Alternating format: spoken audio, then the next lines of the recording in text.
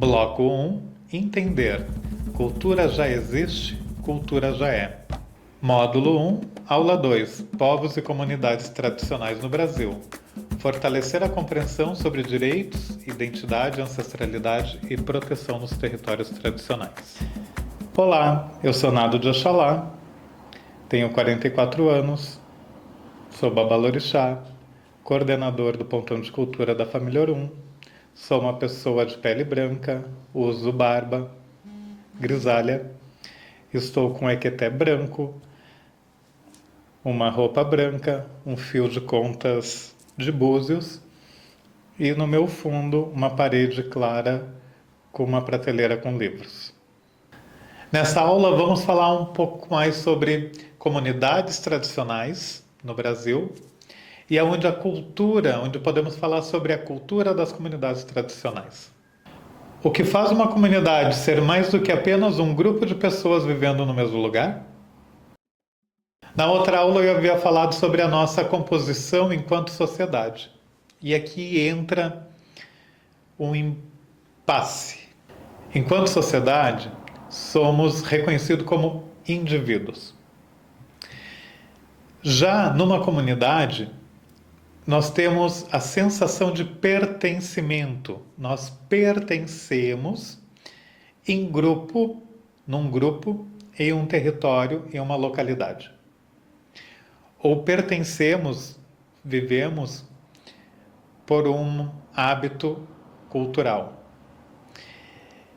E aí entra essa manifestação que nem sempre dialoga com a sociedade, que nos reconhece como seres únicos e a comunidade nos reconhece, existe, a base comunitária, ela existe enquanto somos um grupo de pessoas com o mesmo objetivo.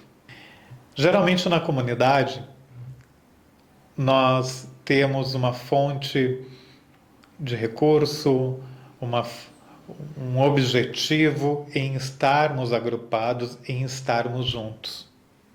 Muitas vezes isso vem por uma questão espiritual, por uma questão cultural, por uma questão de visão de mundo e passamos a viver e conviver em comunidade. Mas quando uma comunidade é tradicional, comunidades tradicionais no Brasil, que inclusive é reconhecida pelo Decreto 6040 de 2007, que reconhece as comunidades que têm a sua vivência, seu modo de vida culturalmente, socialmente, espiritualmente, religiosamente, diferenciada da sociedade.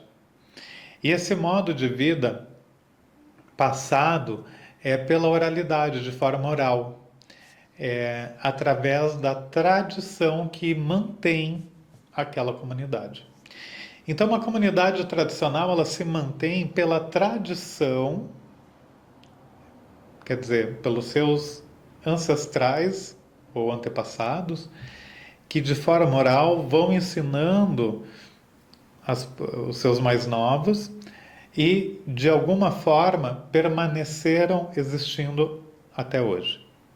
São 28 povos e comunidades tradicionais reconhecidas por esse decreto, outros buscando ainda este reconhecimento, que faz com que as comunidades tenham sua forma própria de existir e que sejam reconhecidas e que tenham seus direitos garantidos constitucionalmente. Então, outro aspecto que vale a pena nós pensarmos aqui é sobre antepassado e antecessor, que a tradição nos traz a representação desses dois conceitos. Antecessor é quando vem de uma linhagem sanguínea, né? Nossos pais, avós, bisavós, tataravós. Já ancestrais, que também pode ser nossos antecessores, mas nem sempre existe uma linhagem sanguínea, pode ser uma linhagem que nós decidimos por seguir, uma linhagem cultural, espiritual ou religiosa. Então, nossos ancestrais, muitas vezes, eles vêm de um cunho comunitário, né, de comunidade tradicional, que ao longo da vida nós decidimos por seguir. E não por uma questão genética, sim por uma questão de pertencimento àquela comunidade tradicional. E assim, né, por esses dois aspectos, acontece comigo. Eu nasço, né, num berço umbandista. Minha mãe de sangue é umbandista. Então eu sigo, né, uma religião de matriz africana pela minha antecessora, mas eu sigo também uma religião de matriz africana, uma comunidade tradicional, ancestral, de batuque, de nação, pelo Pai Silvio de Oxum, que é meu ancestral, né, que tem toda uma linhagem ancestral. E isso é muito comum nós vermos, né, nos terreiros, nos territórios, de pessoas que se identificam com aquela prática ou com aquele modo de vida, aquele modo comunitário, adentram e seguem. E passam a conviver naquela comunidade tradicional, passam a ter seus hábitos, sua cultura dentro daquela comunidade. Então nós identificamos que uma comunidade, ela é uma comunidade tradicional quando carrega na sua história, na sua forma de existir, a tradição. E aqui entra um aspecto identificador que a maioria das comunidades existe através da oralidade. Quer dizer, são conhecimentos, práticas, culturas, hábitos, costumes passado de forma oral. E a oralidade, ela também é cultura. E é uma cultura viva, que não morre, que não deixa de existir. Que ela é passada de mestres, quer dizer, né, de pessoas mais antigas, conhecedoras, experientes, para os mais jovens que seguem essa prática, que seguem permitindo com que aquela comunidade esteja viva e repassando esses conhecimentos. Então, no Brasil, nós temos aí um grande mestre das comunidades tradicionais, defensor, Nego Bispo, que ele fala exatamente sobre isso. O futuro é ancestral, né? As comunidades tradicionais permanecem vivas pela ancestralidade. E aí entra também uma característica muito pertencente às comunidades tradicionais, que elas existem, elas permanecem vivas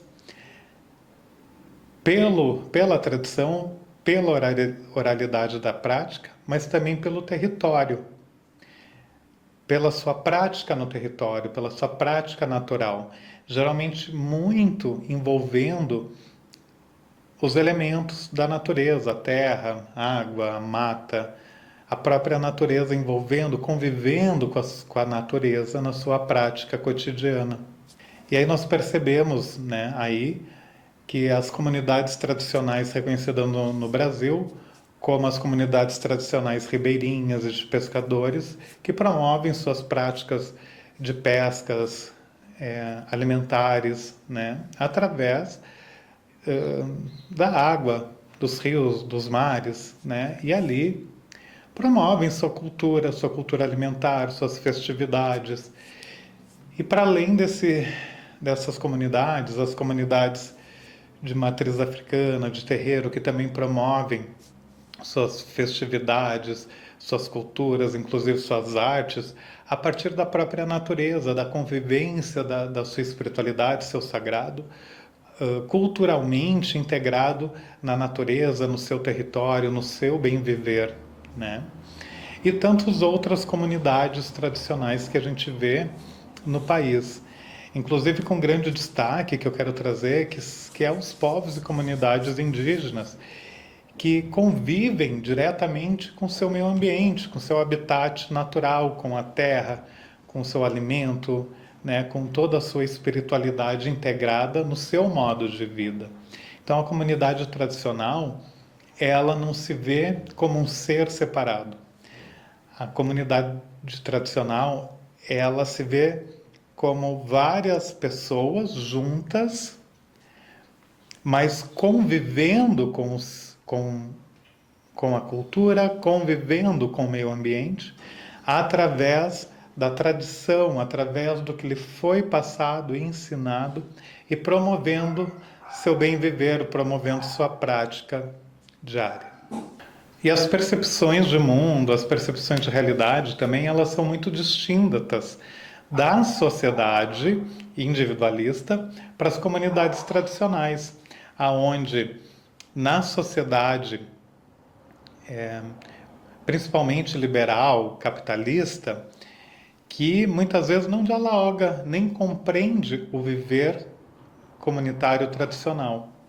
Na sociedade individualista e liberal, o indivíduo, então, tem a permissividade de buscar o seu ganho, o seu sustento, de buscar o seu crescimento pessoal, individual, sem o comprometimento com o seu redor, com a sua comunidade, com outras pessoas, né? E já na comunidade tradicional, todas as pessoas que pertencem são um único corpo, um único ser, né? Quando o indivíduo comete algo, esse objeto, essa produção, ela dialoga, ela tem um compromisso com toda a comunidade. Um indivíduo representa todos e todos ali representam um. Então, quando alguém ganha numa comunidade, a comunidade toda ganha. Se um indivíduo na comunidade perde, a comunidade sente que todos perdem. Então não tem a competitividade como na sociedade é permitido. Por mais que não exista regras numa comunidade tradicional de permissão ou não permissão à competitividade, mas entende-se nas comunidades tradicionais que tudo aquilo que é feito por um é para o todo, né? Então eu pergunto a você, você se reconhece como fazendo parte de um povo ou de uma comunidade tradicional? Ou se reconhece como fazendo parte da sociedade constituída brasileira? Convido você também a fazer parte do nosso outro curso Direito dos Povos Tradicionais. Nosso canal do YouTube está lá à disposição. E pergunto a você, o que acontece quando uma comunidade tradicional deixa de existir?